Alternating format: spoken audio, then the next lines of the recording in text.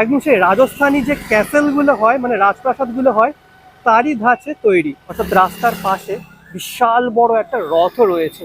মন্দিরের একদম ডান পাশে আছে একটি শপ, ইসকন বিভিন্ন মালা, বই, গীতা, এরকম হ্যান্ডব্যাগ ইত্যাদি পেয়ে যাবেন। তার বাঁদিকে সোজা যদি এগোন তাহলে পড়বে শ্রী চৈতন্য কালচারাল ইনস্টিটিউট।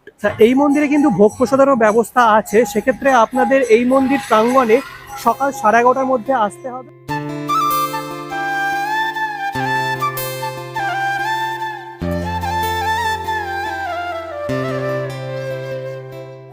নমস্কার বন্ধুগণ, কেমন আছেন আপনারা? আশা করি ভালো আছেন।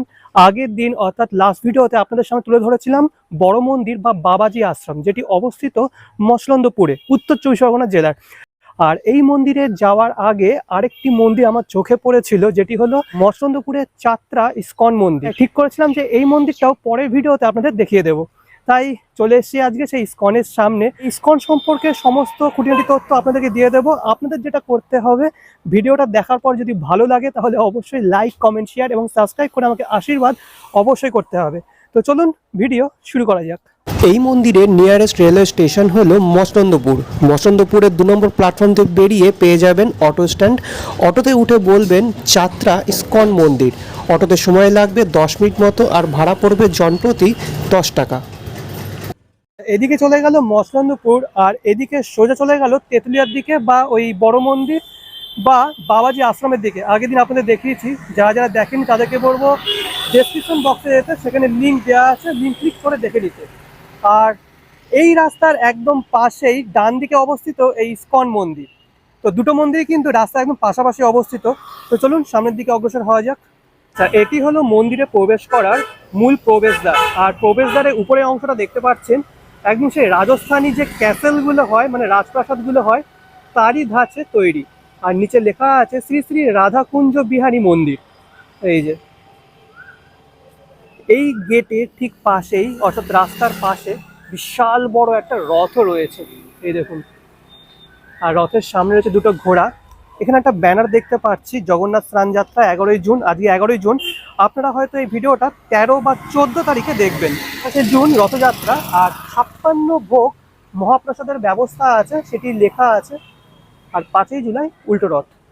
তো মন্দিরের প্রবেশদ্বারের দুধারে আছেন ভগবান বিষ্ণুর দ্বাররক্ষক, অর্থাৎ জয় ও বিজয়। এই যে চলুন এবার মন্দিরের ভিতরে প্রবেশ করা যাক।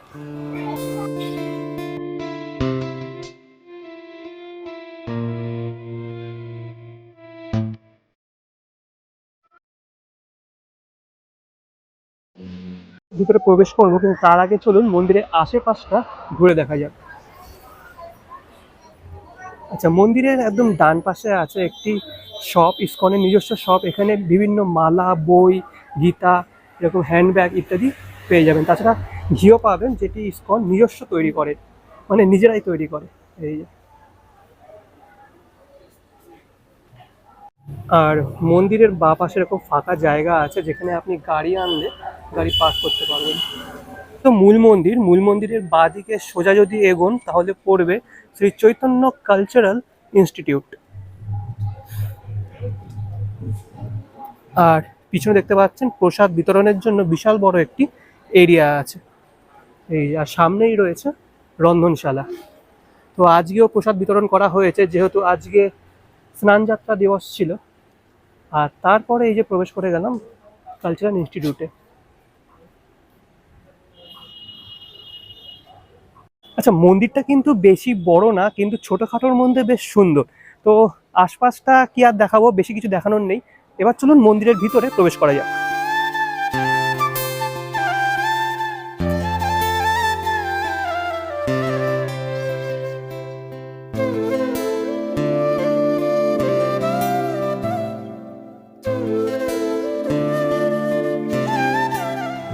বর্তমানে দাঁড়িয়ে আছি মন্দিরের গর্ভগৃহের একদম সামনে। একটি কাঠের বেদিতে শ্রী শ্রী রাধাকৃষ্ণের বিগ্রহ বিরাজমান। শ্রীকৃষ্ণের বিগ্রহ কোষ্ঠী পাথর দ্বারা এবং রাধিকার বিগ্রহ শ্বেত পাথর দ্বারা নির্মিত। তাদের ডান পাশে বিরাজমান গৌরাঙ্গ মহাপ্রভুর বিগ্রহ, এই যে। আর সাদা রঙের পোশাকে তারা সজ্জিত। শ্রী শ্রী রাধাকৃষ্ণের এই বিগ্রহের ঠিক বাঁ পাশেই আছেন প্রভু জগন্নাথ দেব, প্রভু বলভদ্র এবং দেবী সুভদ্রা। স্নানযাত্রার শেষে তাদের সাজানো হয়েছে খুব সুন্দর সাজসজ্জায়। এই দেখুন, ফুলের মালা দিয়ে তাদের খুব সুন্দর করে সাজানো হয়েছে। আর শ্রী শ্রী রাধাকৃষ্ণের বিগ্রহের ঠিক সামনেই আছে অষ্টধাতু দ্বারা নির্মিত শ্রী শ্রী রাধাকৃষ্ণের খুব সুন্দর বিগ্রহ। তাদের সামনে নিচের দিকে আছেন গুরু পরম্পরার বিগ্রহ ছবি এবং তাদেরও সামনে বিরাজমান প্রভুপাদের একটি বিগ্রহ। অপূর্ব লাগছে।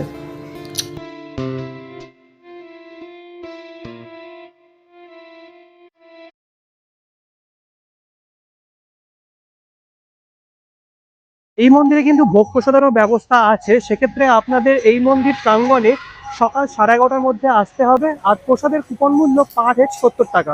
কিন্তু বিশেষ বিশেষ ক্ষেত্রে অর্থাৎ বিশেষ বিশেষ উৎসবের দিন এই কুপন মূল্য 100 থেকে 150 টাকা হতে পারে।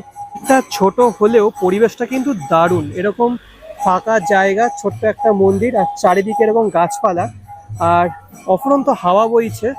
দারুণ লাগছে এই পরিবেশটা। আর কিছু কচিকাঁচা এই উঠোনে ফুটবল খেলছে।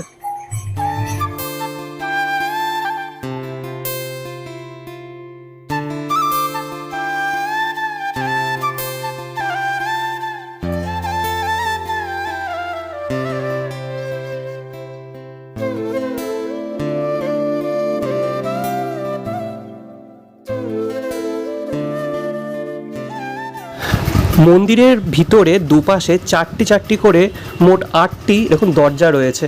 আর সেখান থেকেও কিন্তু ভক্তরা আসা যাওয়া করছে। যেমন প্রত্যেকটা ইস্কনে হয়ে থাকে অর্থাৎ তুলসী আরতি, এই ইস্কনও কিন্তু তার ব্যতিক্রম নয়। ঘড়ি কাটায় এখন বাজে সন্ধ্যে 6টা। আর দেখতে পাচ্ছেন তুলসী আরতির জন্য সমস্ত আয়োজন করা হচ্ছে।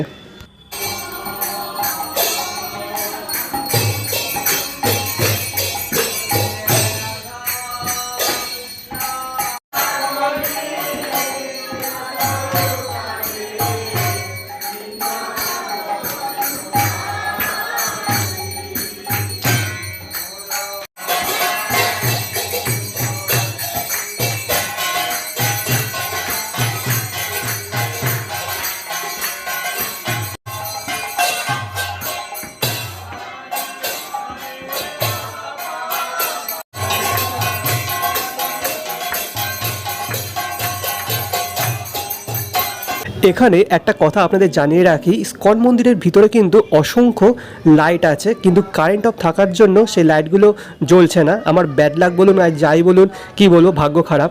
উপরের দিকে অসংখ্য লাইট আছে, শুধু লাইট বলে না, এখানে অ্যানশিয়েন্ট এরকম ওয়াল ল্যাম্প আছে যেগুলো জ্বালানো হয় সন্ধ্যা আরতির সময়। আর দেখতে গোটা বিষয়টা দুর্ধর্ষ লাগে, কিন্তু যেহেতু কারেন্ট অফ তাই জ্বালানো হচ্ছে না। আমার ব্যাড লাক।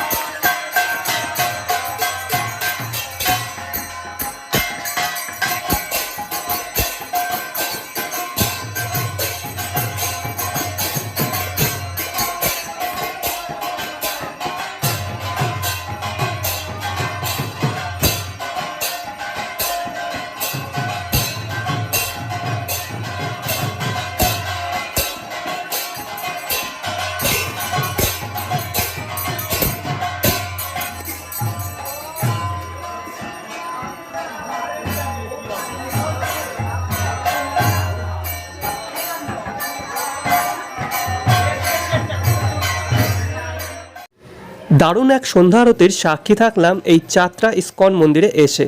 মোট কথা, মসলন্দপুর আসলে আপনাদের একসাথে দুটো মন্দির দর্শন হয়ে যাবে। একটি হলো মসলন্দপুরের চণ্ডীপুরে অবস্থিত বাবাজি আশ্রম, যেটি আগের ভিডিওতে ছেড়েছিলাম। আর দ্বিতীয়টি হলো মসলন্দপুরের চাত্রায় অবস্থিত চাত্রা ইস্কন মন্দির। যদিও বা চাত্রা ইস্কন মন্দিরের ভিডিওটি অনেকটাই ছোট, তাও যদি ভালো লেগে থাকে তাহলে অবশ্যই লাইক, কমেন্ট, শেয়ার এবং সাবস্ক্রাইব করে আমাকে আশীর্বাদ অবশ্যই করবেন। নেক্সট ভিডিও খুব তাড়াতাড়ি আসছে। আনটিল দেন ভালো থাকবেন, সুস্থ থাকবেন। আজকের জন্য বিদায়।